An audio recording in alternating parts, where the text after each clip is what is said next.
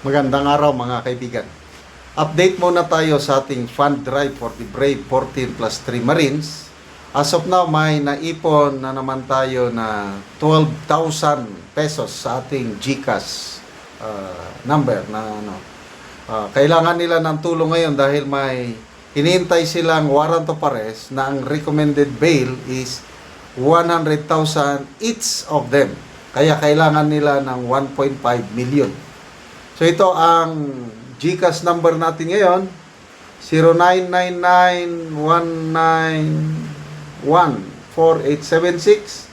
Pangalan is Reniboy Julian. Address niya is Panipuan City of San Fernando, Pampanga. Pwede na rin kayong magpadala sa Sendwave, Palawan, Cebuana sa number na ito. Bigyan natin ng reaction opinion itong post ng Melbourne 3. Isinare niya ang pahayag ni Congressman Benny Abante. Sabi dito, "Huwag niyo ako murahin," sabi ni Congressman Abante. Kasi alam ko ang tama at mali. Pastor po ako, kaya alam ko ang nakakabuti sa ating bansa. Galing, I am not sure kung totoo bang sinabi niya ito. Nagre-react lang ako based on this post.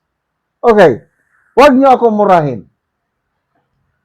Ang napapansin ko, maraming mga netizens na galit kay Congressman Abante.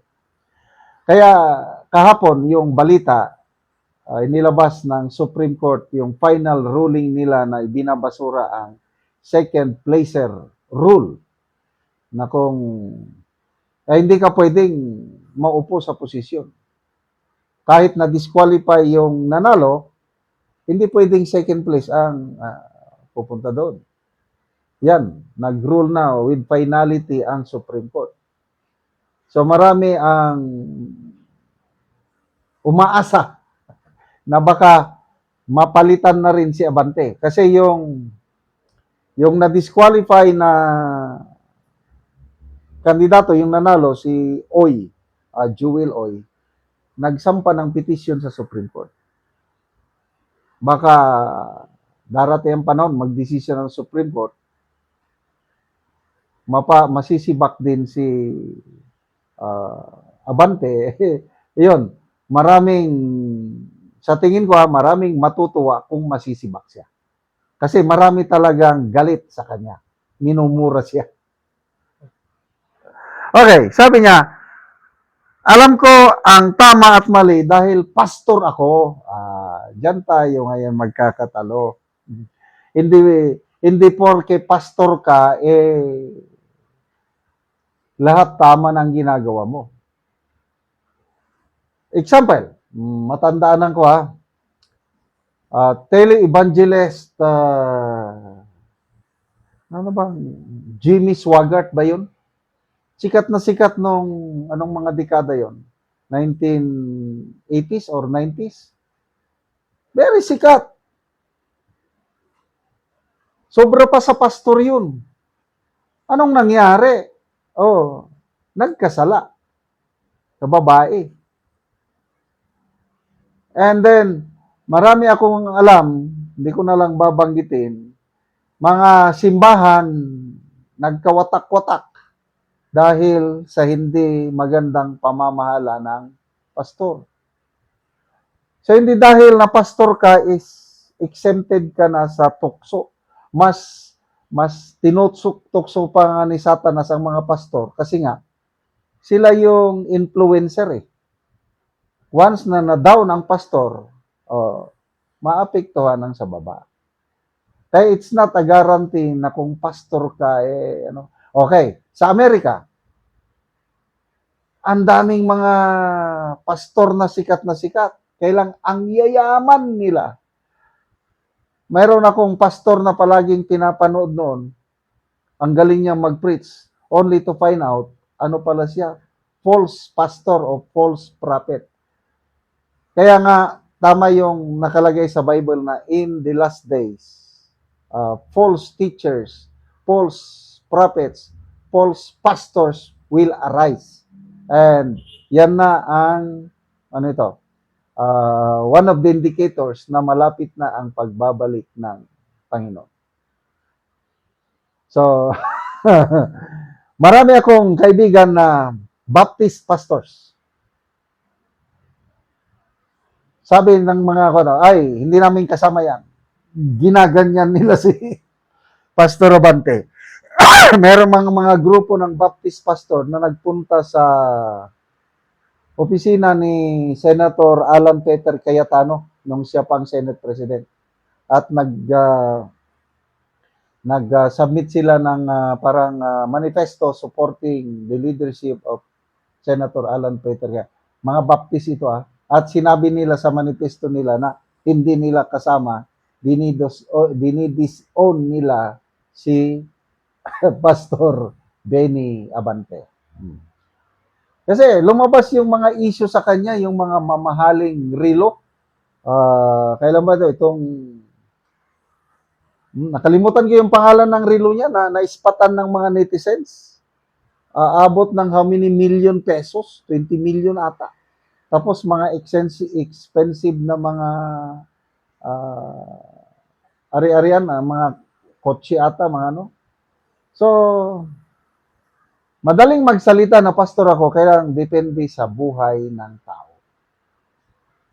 Kaya, Matthew 5:16, anong sabi sa Bible? Let your light shine among men that they may see your good works, that they may glorify your Father in heaven. So ano bang good works na naipapakita ni Congressman Benny Abante? Bago lang, nagsalita si Mayor Isko Moreno. Binulgar niya yung napakadaming flood control funds na natanggap ng mga kongresista sa Manila. And sa district ni Abante ata is 2 billion. Palagi pa rin binaba. Yun ba yung good works na makikita natin sa isang pastor, Congressman Benny Abante? Salamat mga kaibigan sa inyong pagsubaybay sa channel na ito. Nakakatulong kayo ng malaki sa tribong Talandig ng Bukidnon dahil ang sweldo natin sa channel na ito is pantulong po sa tribo. Namimigay tayo ng libreng yero at pako para makapagpatayo sila ng mas maayos na tira. Panoorin nyo ang video na ito. Karon ako sa balay ni Rixan Dayag nga taga Barangay San Miguel, Sitio Mauswagon, Talakag, Bukidnon. So nagpatindog balay siya. So streamline. So mo ni ang nahatag sa ayaha nga yero nga digis. So unom ka buok.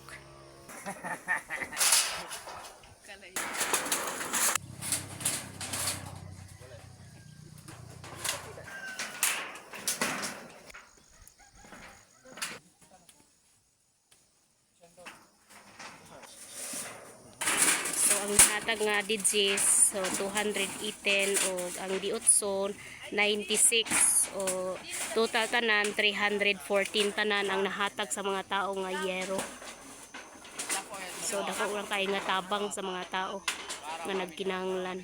So dako kay lang pasalamat nga natagaan o nainabangan gyud sila. Okay, so napoy lansa nga nahatag sa ilaha nga 9 kilos. So tindog balay man so 9 kilo.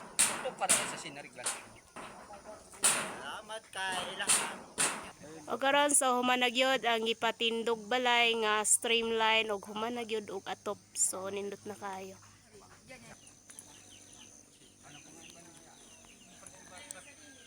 O karon unsa imong masulti nga natagaan ka gyero nakatop na gid ka? Okay, pasalamat ko sa Ginoo ngin ana nga tindog og balay tagaan ko. Oo, so nakaatop ka. So unsa na lang gyud unta ang imong iatop ani kung wala ka natagaan og gyero? Trapal na lang gyud. O so trapal na lang gyud unta. Wala man ta. Kung wala ang tabang kan na gyud akong pasalamat kay dagana ang natagaan nga Masama nimo. sama Oo, sama nimo. So unsa imong panginabuhian? farmer So mag-uuma lang ka. So na kay anak. naa So pila ka buok imong anak? So isa. So dako na gyud imong pasalamat nga natagaan ka Giero. So nakabalay na gyud ka. So God bless kaayo.